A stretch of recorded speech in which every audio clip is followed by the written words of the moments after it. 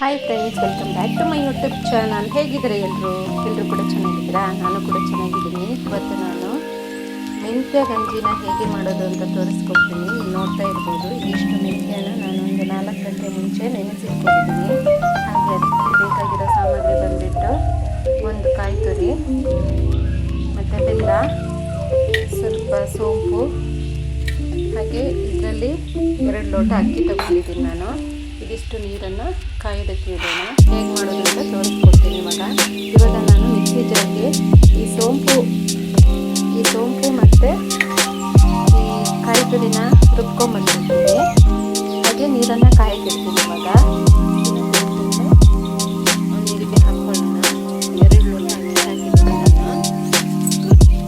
ತೊಳೆದಿರೋ ಅಕ್ಕಿ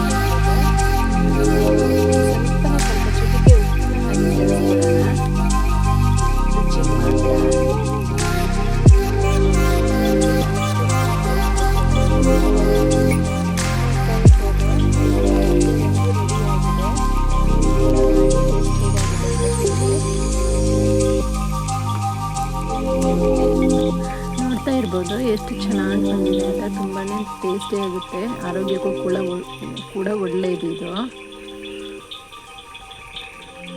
ನೀವು ಒಂದ್ಸಲ ಟ್ರೈ ಮಾಡಿ. ಇದಕ್ಕೆ ಸ್ವಲ್ಪ ತುಪ್ಪ ಹಾಕ್ಕೊಂಡು ತಿಂದರೆ ಅಂತೂ ಅದ್ರ ರುಚಿನೇ ಬೇರೆ, ತುಂಬಾ ಚೆನ್ನಾಗಾಗುತ್ತೆ. ನೀವು ಒಂದ್ಸಲ ತುಪ್ಪ ಹಾಕ್ಕೊಂಡು ಈ ರೀತಿ ಮಾಡ್ಕೊಂಡು ತಿನ್ಕೊಳ್ಳಿ. ಓಕೆ ಫ್ರೆಂಡ್ಸ್, ಬಾಯ್ ಬಾಯ್.